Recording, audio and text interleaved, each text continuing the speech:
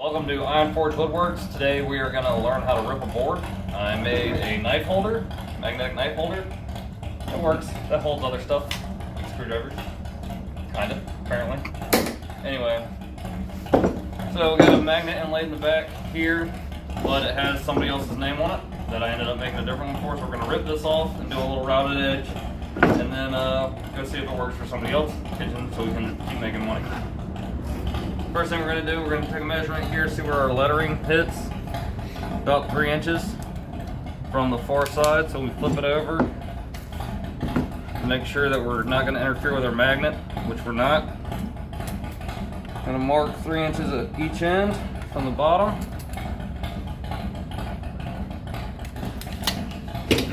Take a speed square. My camera guy sucks. Go ahead and mark you a little line on each one. Make sure you got it all the way to the end. I'm going to use a chalk box. This is pretty short, but again, I don't have a table saw. If you saw any of my previous videos, I haven't bought one yet because I'm a cheap bastard. So, line it up with chalk box, pop your line across. You can make yourself a really quick jig for a circular saw if you want to. It takes a little more time, or you can buy a Kreg jig at Lowe's or Home Depot or wherever or online. They sell them all over the place. They're very convenient. When it's stuff this narrow, I find it's not worth the hassle, so I just pop a line real quick to speed the process along. Always make sure you pause for a beer break. And always make sure you wear Eye-Near Pro when working with any sort of equipment that has a higher than like 45 decibel sound. And we're gonna pretend like I put on eye protection.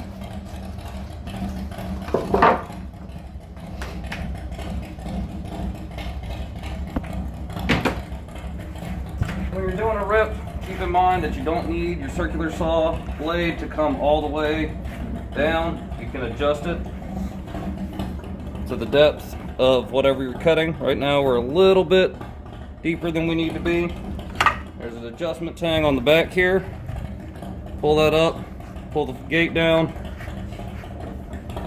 and then just let the weight of the saw guide it down until you're a little bit deeper in your material. Tighten that back up in the back there. This saw has a laser on it, so it'll be really easy to follow our line. Watch your fingers.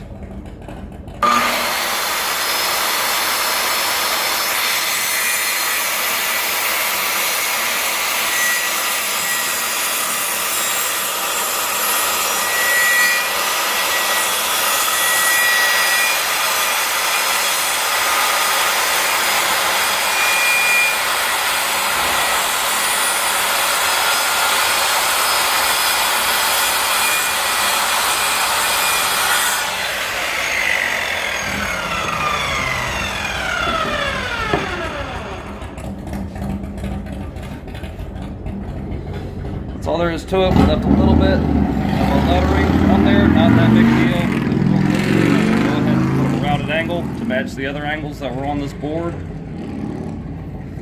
There we go. Cross there, and that'll knock that off real quick.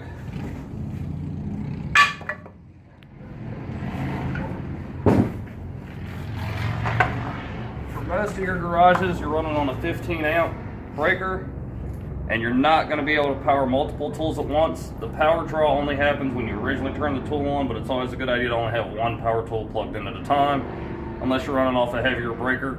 Don't just swap out your breakers, by the way, because your wires might not be rated, and that's how you cause a house fire. It just so happens I already have the bit and the router that I was going to use from routing something previously. This is a 45-degree angle route bit. It's a 2-blade. They do make better bits, but this comes in a nice set that I already have, so I'm not going to buy a new one.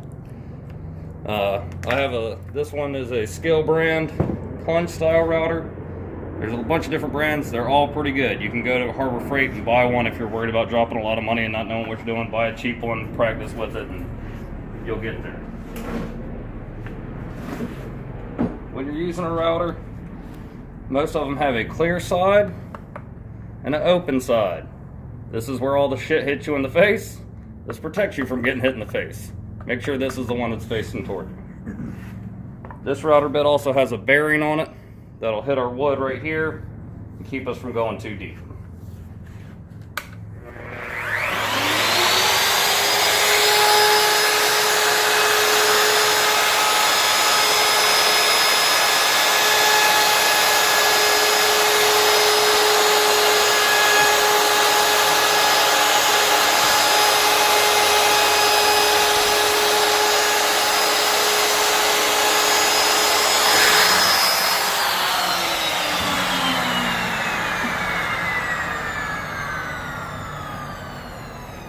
Gives us a nice 45-degree angle. Took the rest of that lettering off the top like I mentioned earlier. And now I have a